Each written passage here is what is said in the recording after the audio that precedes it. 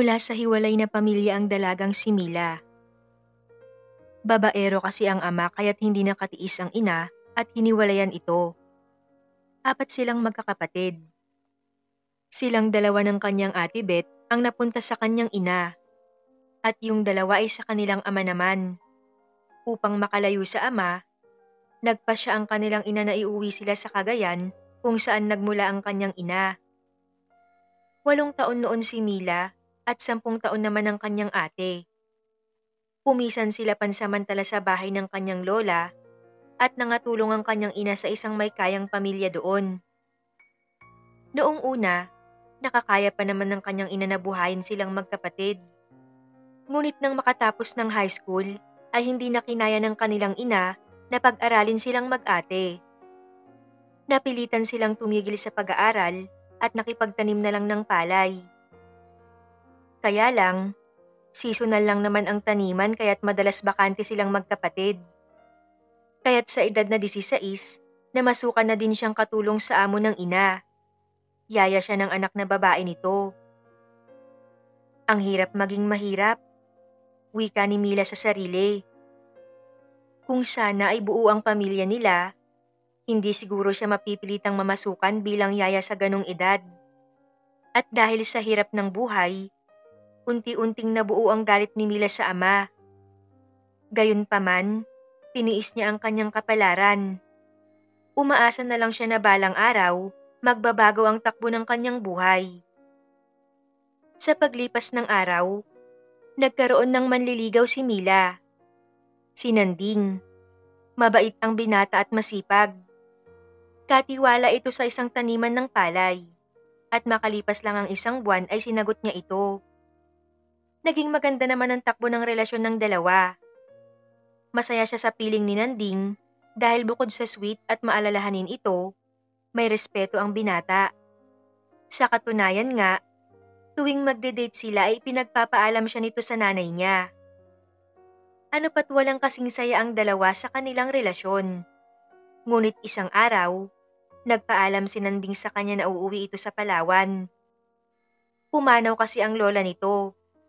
Nalungkot si Mila. Lalo na't hindi naman sinabi nito kung kailan ito babalik. Ilang araw nang wala si Nanding. Ilang araw na ring hindi mapakali si Mila dahil miss na miss niya na ang nobyo. Kaya't upang makapaglibang-libang, tinanggap niya ang alok ng kaibigan niyang si Marisa na makipagsayaw siya sa kasal ng pinsan nito. Masaya ang sayawan sa kanila. Mapabinata at dalaga man o may asawa, nakisali sa sayawan. Nag-enjoy si Mila dahil first time niyang makaranas ng ganun. Maya-maya pa isinayaw siya ni Arnel, dati niyang kaklase. "Kumusta ka na, Mila?" Tanong nito nang mahawakan ng kanyang bewang. Habang siya naman ay nakapatong ang kamay sa balikat nito. "Okay naman ako, Arnel. Ikaw, kumusta ka na?" Sagot naman niya.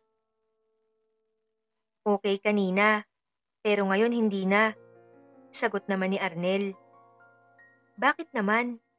Nagtatakang tanong ni Mila. "Kasi gusto ko sanang manligaw sa'yo. Kaya lang nag-aalala ako dahil baka hindi ako pumasa sa'yo." Pagtatapat ng binata sa kanya. "Ikaw talaga puro kabiro, hindi ka pa rin nagbabago." Sabi naman ni Mila. "Seryoso ako, Mila. Pwede ba kitang ligawan? Matagal na kasi kitang gusto." Pagtatapat ng binata. "Naku, Arnel, may nobyo na kasi ako eh. Pasensya ka na ha. At mahal ko si Nanding." Sambit niya sa pangalan ng nobyo na may ngiti sa labi. Nasaktan naman si Arnel sa narinig. Ngunit wala naman itong magawa. Pagkatapos ng kanta, inihatid na siya ni Arnel sa upuan. After nun, ay marami pang nagsayaw sa kanya. Nag-enjoy si Mila ng husto kaya naman after ng gabing yon, madalas nang sumama si Mila kay Marisa upang dumalo sa mga sayawan. At simula din nun, nagpatuloy si Arnel sa panunuyo sa kanya, kahit alam pa nito na may nobyo siya. Lumipas ang mga araw at hindi pa rin bumabalik ang nobyong si Nanding. Wala naman siyang ibang mapagtanungan tungkol sa nobyo, kaya't matyaga na lang itong naghintay sa pagbabalik ni Nanding. Sa kabilang banda, naging masigasig naman sa panliligaw ang binatang si Arnel. Lalo na nang malaman nito na hindi pa bumabalik hanggang ngayon ang nobyo ng dalaga. Labis itong ikinatuwa ni Arnel dahil gustong-gusto niya talaga ang dalaga. Naging malungkot ang mga sumunod na araw para kay Mila, sapagkat miss na miss niya na ang nobyo na isang buwan nang walang paramdam. Upang malibang ang sarili ay niyaya niya ang kaibigang si Marisa na makipagsayawan. Sakto naman na nandun rin si Arnel. At dahil gustong makalimot ni Mila, nang matapos ang sayawan ay niyaya niya si Marisa, ang nobyo nito, at si Arnel na uminom ng lambanog. Siyempre walang pag-aalinlangang sumang-ayon ng tatlo. Dala ng hindi sanay sa pag-inom si Mila, madaling tinamaan ng dalaga. Kaya't naging madaldal na ito at magaslaw kumilos. Hindi niya naalintana ang pag-akbay-akbay sa kanya ni Arnel. Hay, simula ngayon kakalimutan na kita, Nanding. Marami naman lalaki dyan. Mabilis lang kitang mapapalitan. Mapait na wika ni Mila saka umiyak. Habang nag-e-emote si Mila, hindi naman siya iniwan ng binatang si Arnel kahit palasing na rin ito. Hoy Mila, lasing ka na. Magpahatid ka na kay Arnel. Wika ni Marisa. Hindi pa, kaya ko pa. Sagot naman ni Mila, sabay tagay at iyak ulit. Ilang sandali pa ay nakatulog na sa mesa si Marisa, habang si Mila naman, sa sobrang lasing nito ay nagsuka na sa likod bahay. Sinundan naman ito ni Arnel, at habang nagsusuka ang dalaga, ay hinimas naman ng binata ang likod nito upang mahimasmasan. Matapos magsuka ay agad itong humarap kay Arnel. Gusto mo ba ako, Arnel? Malambing na wika ni Mila sa binata. Oo naman, Mila. Seryosong sagot ni Arnel. O sige, tayo na. Sabi ng dalaga dala ng kalasingan. Nagulat man si Arnel ay saglit lang yun. Mas nangibabaw ang labis na tuwa niya sa sinabi ni Mila. At dahil may tama ng alak, hindi na napigilan ng binata na halikan ang dalaga. Sa umpisa ay hindi gumaganti ang dalaga. Ngunit dahil sa espiritu ng alak, mabilis na nag-init ang katawan nito, kaya napatugon siya kay Arnel. Hanggang sa lumalim pa yun. Hindi nagtagal, ay niyaya siya ng binata sa may kubo sa likod bahay. Alipin ng nararamdamang init sa katawan, sumama naman si Mila. Doon ay tuluyan na silang nawala sa sarili at pinagsaluhan ng mainit na sandali. Akin ka na, lihim na sabi ng binata matapos ang nangyari sa kanila. Si Mila naman, hindi alintana ang kahihinatnan ng kanyang pagpapaubaya. Nang dahil sa kanyang kalungkutan, ipinaubaya niya ang kanyang katawan at hindi na nag-isip kung ano ang pwedeng mangyari. Kinabukasan, paggising ni Mila, ang umiiyak na ina ni Arnel ang bumungad sa kanya. Noong una ay nalilito siya sa kinikilos ng nanay ni Arnel. Ngunit nang mapagtanto niya ang nangyari ng nagdaang gabi, napahagulgol din siya ng iyak. Matapos makita ang hubad na katawan ay tuluyang nahimasmasan ang dalaga. Dali-dali siyang nagbihis kahit masakit ang ibabang bahagi ng katawan niya. Si Arnel naman, wala na sa tabi niya dahil nauna na itong nagising sa kanya. Nang makalabas ng kubo si Mila, narinig niya ang pag-uusap ni Arnel at ng mga magulang nito. Narinig niyang sinabi ni Arnel sa mga magulang nito na handa itong panagutan siya sa nangyari sa kanila. Matapos yun, ay ang ina naman ni Mila ang kinausap ng mga ito. Noong una, tinutulan ng ina ni Mila ang alok ni Arnel. Dahil talaga namang bata pa si Mila para mag-asawa. Ngunit wala na rin itong nagawa dahil si Mila na rin ang nagpasyang makisama kay Arnel.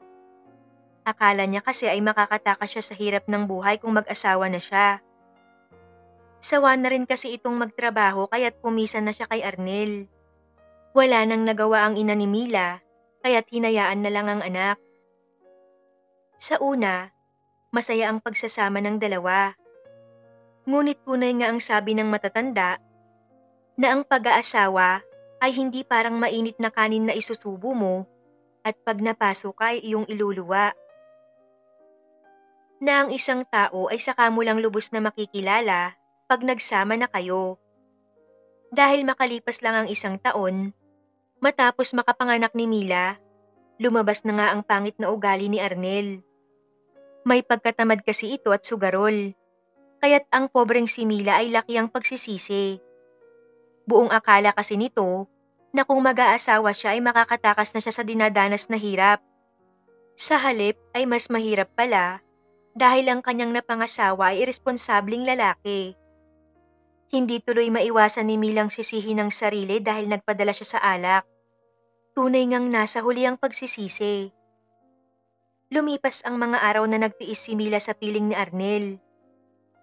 1 buwan pa lang ang anak nila noon nang umuwi itong lasing na lasing at gusto siyang gamitin. Ngunit dahil sabi ng matatanda ay bawal pa daw, tumanggi si Mila. Pero mapilit ang lalaki, kaya kahit anong pagtanggi ni Mila ay wala itong nagawa. Nang makitang tulog na ang asawa dahil sa pagod, agad na tumayo si Mila at inayos ang sarili. At pinakawala ng mga luhang kanina pa niya pinipigilan. Nang tingnan niya ang anak ay mahimbing itong natutulog. Naisip niya na kung susuko siya, ay magmumukhang kawawa ang kanyang anak, kaya nilakasan niya ang kanyang loob. Para sa kanyang anak ay magtitiis siya upang hindi nito maranasan na lumaki na broken family tulad niya. Lumipas ang mga araw at lumala ng lumala ang asawa ni Mila. Lagi itong umaalis para magsugal at pag umuwi naman ito ay lango sa alak. Pagkatapos ay hihirit ito ng sex sa kanya na hindi naman niya matanggihan. Kaya't makalipas lang ang 3 buwan ay buntis na naman ang pobreng ginang. Ano? Hindi ka man lang gumamit ng proteksyon? Tatanga-tanga ka kasi. Sabi pa nito habang dinudutot ang kanyang ulo. Hindi na lang siya kumibo para hindi na humaba pa ang usapan. Alam niya kasi na pag sumagot siya ay mauuwi pa yun sa matinding away. Isang araw, hindi na kinaya ni Mila ang pagiging irresponsableng asawa ni Arnel. Kaya't nilayasan niya ito at umuwi siya sa kanyang ina. Ngunit imbis na magalit ito kay Arnel, pinagsabihan siya ng kanyang ina na magtiis dahil siya naman ang pumili ng kanyang kapalaran. Kailangan daw niyang magtiis para sa mga anak niya upang hindi ito lumaki na walang tatay. Kaya nang sinundo siya ni Arnel ay wala nang nagawa si Mila kundi sumama na lang. Lumipas ang mga araw at nanganak na ulit si Mila. 1 buwan lang matapos niyang manganak, ay gumamit na ng proteksyon si Mila upang makasigurado siya na wala nang mabubuo pag ginamit siya ng asawa. Unti-unting naramdaman ni Mila ang hirap sa pagdaan ng mga araw. Dahil kahit kapapanganak lang niya ay 2 ang batang kanyang iniintindi. Ni hindi man lang siya magawang tulungan ni Arnel. Wala naman siyang magawa dahil wala siyang ibang maaasahan kaya kahit mahirap, nagsikap si Mila para sa mga anak. Hanggang sa mabilis na lumipas ang panahon. Hindi na malayan ni Mila na malalaki na ang kanyang mga anak. Hindi rin niya namalayan na nagawa niyang buhayin at pag-aralin ang mga ito. Kahit na isa pang pahirap sa kanyang asawang si Arnel. Na sa hinaba-haba ng panahon ay walang pinagbago at tila mas lumalala pa ito dahil nakukuha pa nitong kumuha ng pera sa kanya para ipangsugal. Naaasar man sa kinakasama ay hindi niya magawang magreklamo dahil alam niya na pagmumulan lang yun ng malaking away. Wala siyang magawa kundi magtiis na lang. Talagang puro pasarap buhay lang ang alam ni Arnel dahil bukod sa pagiging batugan ay napakahilig din ito sa sex. Tulad ngayon, naliligo si Mila upang maghanda sa pagpunta sa bayan upang ilako ang mga gulay na paninda niya. Pagkatapos maligo ni Mila, paglabas niya ng banyo, ay agad siyang sinunggaban ni Arnel at sapilit ang ginamit. Ganun lang ang araw-araw na takbo ng buhay ni Mila. Ngunit sa sobrang pagkabisi niya sa paglalako, madalas nakakalimutan niyang uminom ng pills. Matapos siyang gamitin ng asawa, parang walang nangyari na nagbihis na siya at naghanda sa paglalako. Bale wala na rin kasi sa kanya ang ganoon dahil nasanay na siya. Kasi, anytime na gusto ni Arnel, wala itong pakialam pagod man siya o wala pang kain. Basta makaraos lang ito. Minsan naiisip pa ni Mila, mahal kaya talaga siya ni Arnel o parausan lang ang tingin sa kanya? Bakit siya hinahayaan nito na maghirap ng husto? Nadagdagan pa ang alalahanin ni Mila nang muli siyang magbuntis. Lalo siyang nahirapan dahil kailangan niyang doblehin ang pagkayod sapagkat kailangan niyang makaipon bago manganak. Madalas, umiiyak na lang ang ginang habang bumabiyahe papunta sa bagsakan ng gulay. Matatapos din ang lahat ng to. Piping hiling ni Mila. Sa pag-usad ng mga araw ay naging busy sa pagkayod si Mila, habang ang asawa naman itong si Arnel ay busy sa pagsusugal. Hindi niya namalayan na malaki na ang kanyang tiyan. Aba Mila, hindi ka ba titigil sa pagbiyahe? Ang laki na ng tiyan mo ah. Bati ng kaibigang si Dolores sa kanya, isang umaga pagdating niya sa bagsakan. Alam mo namang wala akong magagawa sis. Kasi kung titigil ako, gutom ang aabutin namin. Kinuwento kasi niya dito ang buhay niya at alam nito na irresponsableng asawa si Arnel. Ay, layasan mo na kasi ang asawa mong sugarol Mila. Payo nito sa kanya. Para ano? Patulad sa akin ng mga anak ko, lumaking walang ama. Hindi na sis, magtitiis na lang ako para sa kanila. Malungkot ang matang sabi niya sa kaibigan. O siya, tama na nga. Naiiyak na ako eh.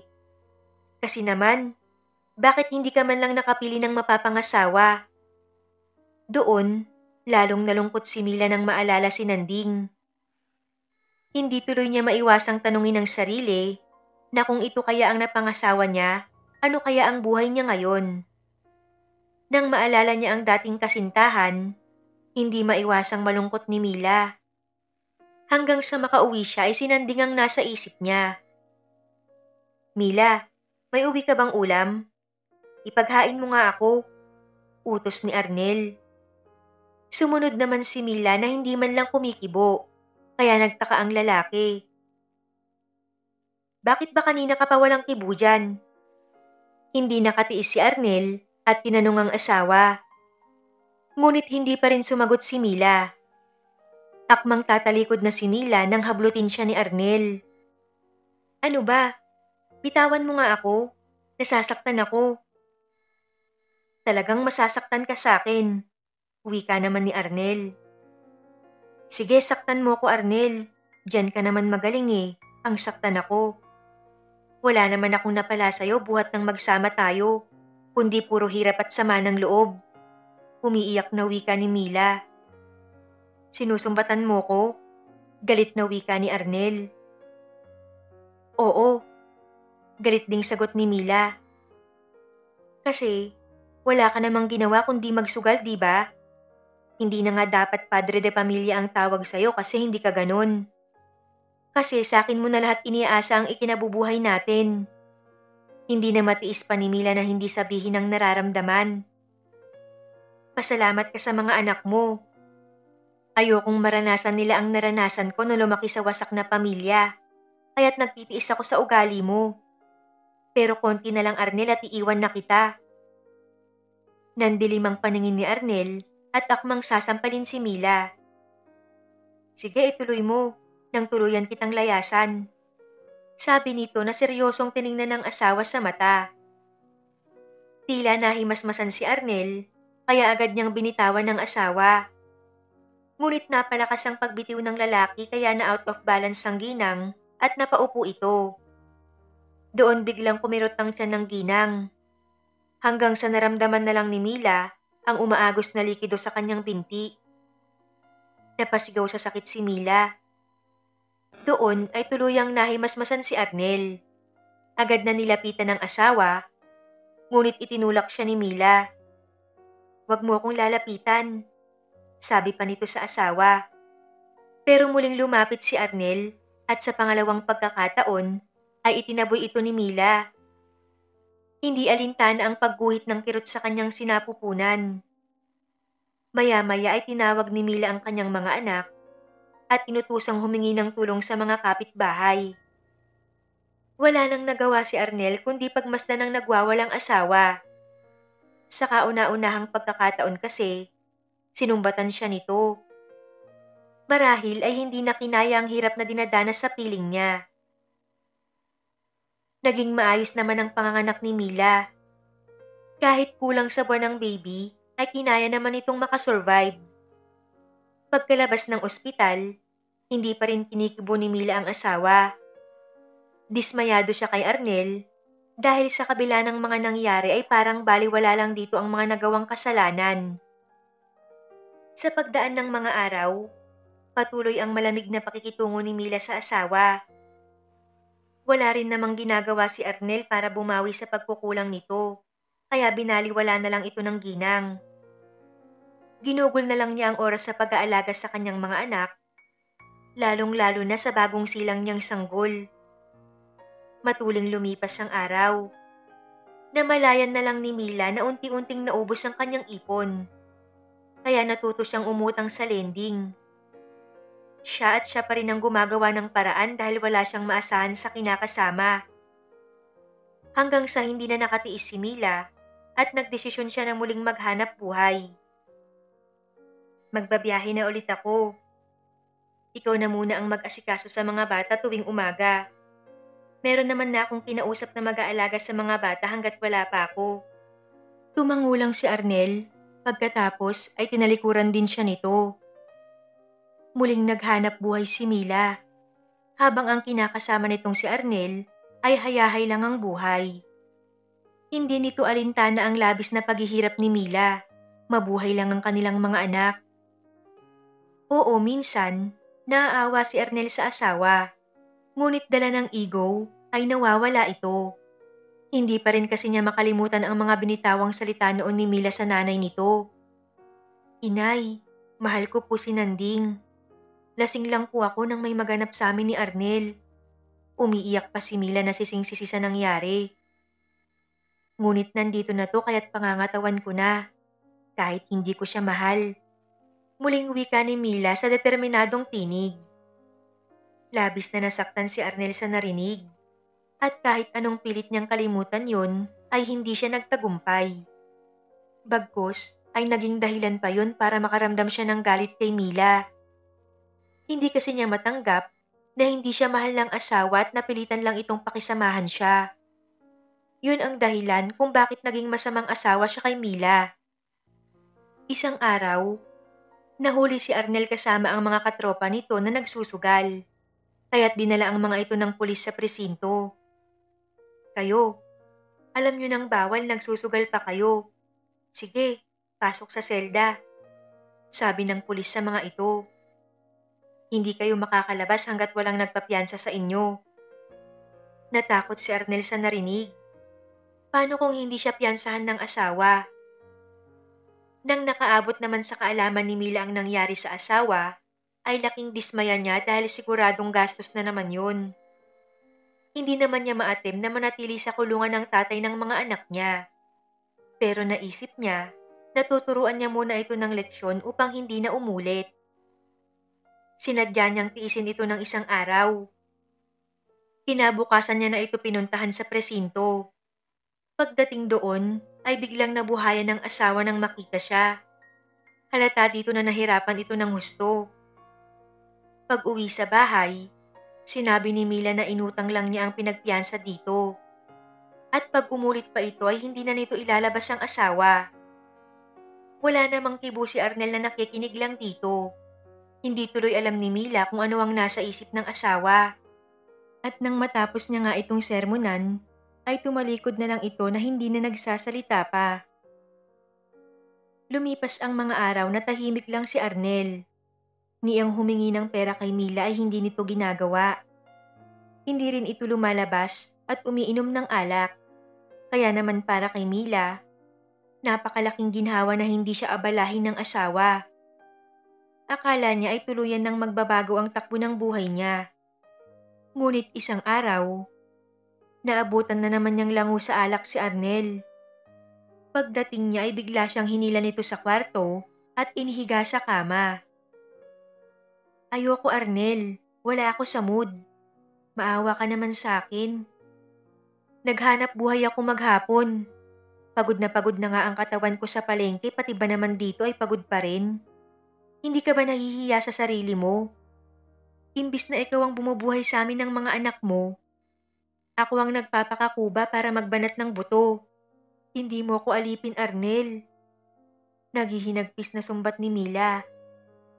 "Wala kang narinig na reklamo sa akin kahit wala kang ambag sa pamilyang to kundi puro pahirap. Ngayon lang ako magrereklamo kasi nakakasawa na Arnel. Sa susunod ay may anak na tayong mag-aaral sa kolehiyo.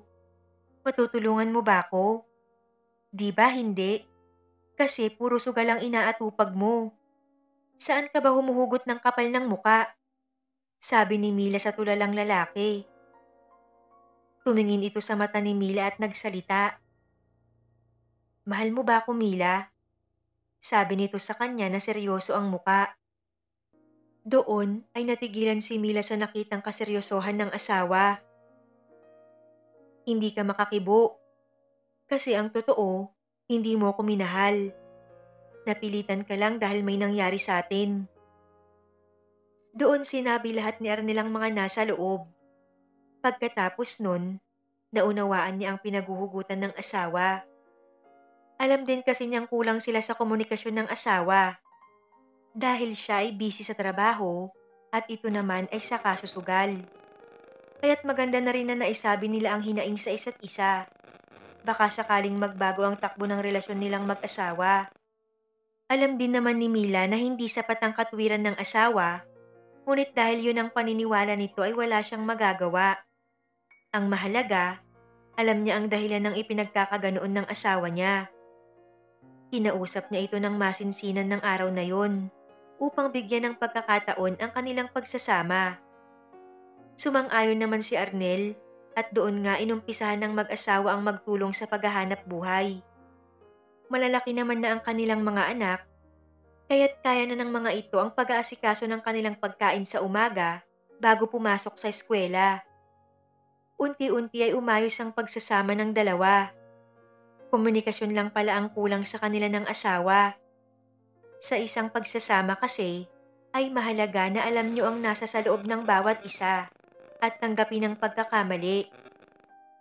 Ayusin hanggat maaga ang problema. Kung noon pa sana niya ginawa yon at hindi nakipagmatigasan kay Arnel, hindi sana umabot sa ganoong sitwasyon. Mabuti na lang ay nagawa pa nilang maayos ang kanilang pagsasama. Walang pinagsisisihan si Mila kahit napakalaking hirap ang inabot niya. Dahil ginawa naman niya yon para sa mga anak niya. At nagpapasalamat siya sa Diyos dahil hindi siya nito pinabayaan. Ngayon ay masaya na silang mag-asawa kasama ang 3 nilang anak. Nasa huli man ang pagsisisi, ang mahalaga ay hindi siya sumuko at ang kapalit nun ay buong pamilya para sa mga anak niya. At alam niyang hindi na siya gaanong mahihirapan dahil andyan na si Arnel na handang bumawi sa mga pagkukulang nito sa kanya at sa kanilang mga anak.